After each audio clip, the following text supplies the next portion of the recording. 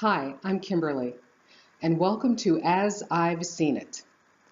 If you're like me, you have been waiting for 2016 to end because for many of us, this has been a rotten year. But I'm telling you now, if you think 2016 was bad politically, buckle up. 2017 could be even worse. Because we've got a little bit of time before things go completely cuckoo, I encourage you to go to the well. By the well, I mean whatever is your source, whatever it is that gives you moral courage, whatever it is that gives you strength. If you think I'm being dramatic about 2017 or that I'm being predictive and we don't know what the orange faced man baby is going to do, let me tell you, it's already begun. Usually, I do not know the name of the U.S. ambassador to Israel, but I do today because the person that Trump wants to appoint is David Friedman.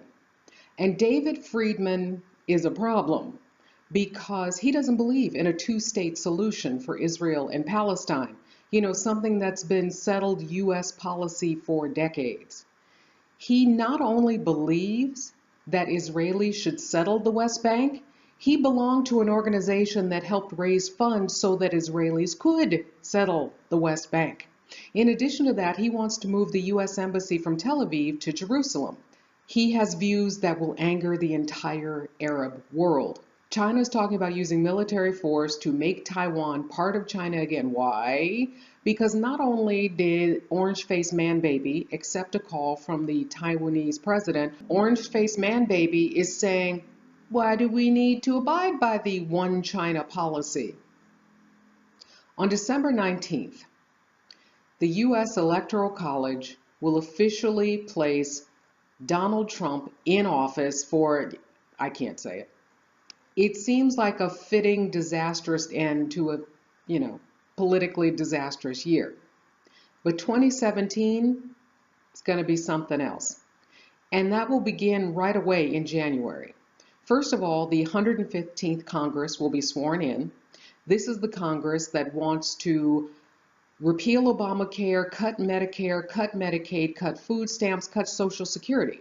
Basically make poor people poorer and make people who aren't already poor, poor. That's the domestic policy. And it'll be led by these two Republicans, Paul Ryan in the House, in a House full of cuckoo crazy Tea Party folk. And then there's Mitch McConnell. You want to talk about a profile in courage? Not. Mitch McConnell knew about the Russians hacking into this election back in September, and instead of jumping on the bandwagon to denounce this, he threatened the President of the United States and said, you say anything about this, I will accuse you of interfering in this election. Imagine the Trumpies believing that Obama was somehow trying to help Hillary. It would have been cuckoo. There would have been pitchforks and torches. So McConnell, guess what? His wife now has a job with Trump. Elaine Chao is the incoming Secretary of Transportation. So when did McConnell know that his wife was going to work in Donald Trump's cabinet? Was it before he knew about the Russians or after he knew about the Russians? We can be sure of one thing. The Senate Majority Leader now has a vested interest in protecting Donald Trump because that protects his wife's job. So thing one, Congress gets sworn in. Thing two, and this is going to hurt, we have to say goodbye to the Obamas. Can't believe it's been 8 years. Remember how tiny Sasha and Malia were when they first got to the White House? And thanks, Mr. President, for giving us Michelle Obama, irreplaceable as First Lady. And then January 20th, it happens. The orange-faced man baby is going to put his hand on a Bible, stand there in front of the nation and the world, and perjure himself. Because he's going to swear to protect and defend the Constitution while he's already in violation of the U.S. Constitution. And let's hear it for Senator Elizabeth Warren, who's already talking about ways to impeach that fool. So that's just January. And it's not just the U.S. that's in for a bumpy ride.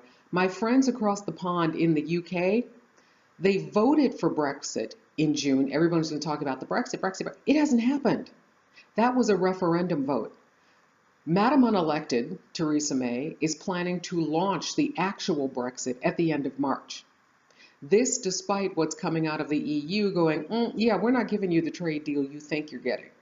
About a month later, our French friends go to the polls. They go to vote for a new president. Is that new president going to be Marine Le Pen, dangerous crazy lady? Or is that president going to be Francois Fillon, who has ideas as dangerous as the crazy lady Marine Le Pen? We'll find out by the beginning of May. And let us not forget the ongoing wars in both Syria and Yemen. These are ongoing problems into 2017, and there are many, many more. So it's time to go to the well. The well can be whatever makes you whole. When I need to go to the well, three of the books that I think of: Maya Angelou's I Know Why the Caged Bird Sings, Harper Lee, To Kill a Mockingbird, and Elie Wiesel, Night. I first encountered these books when I was in junior high or beginning high school, and they changed my perspective on the world. Each of these books contains suffering, but they also contain hope and courage. And that's what I go to them to find: the resilience in the face of seemingly impossible odds. And earlier this year, we lost Elie Wiesel. When I heard of Elie Wiesel's passing, I wiped away my tears and went back and read Night. And as I'm reading this, knowing what's about to happen, seeing the signs that they did not see, I'm thinking, run right now. Run, get over the border, get away, go somewhere.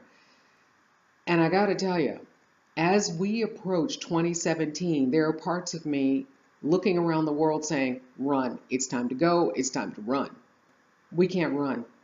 We have to stand up. Elie Wiesel, he said, we must bear witness. And bear witness he did. This was a man unafraid to speak truth to power, and we must be equally courageous. That's part of the reason I say go to the well, get ready. Fill yourself up with whatever you need to stand up to injustice, to stand up to bigotry, to stand up to Islamophobia and anti-Semitism, and to stand up to misogyny and cruelty. It's going to take all of us at our best. When I say all of us, whether you call yourself a progressive or a liberal, if you are a person who believes in justice and equality, 2017 needs you. Wherever you are in the world, 2017 needs you. So I'm going to take next week off because it's Christmas and I'm going to celebrate with family and friends, but I'll be back with you at the beginning of the year. So happy Hanukkah, Merry Christmas, Happy New Year, Happy Kwanzaa. Thanks for watching.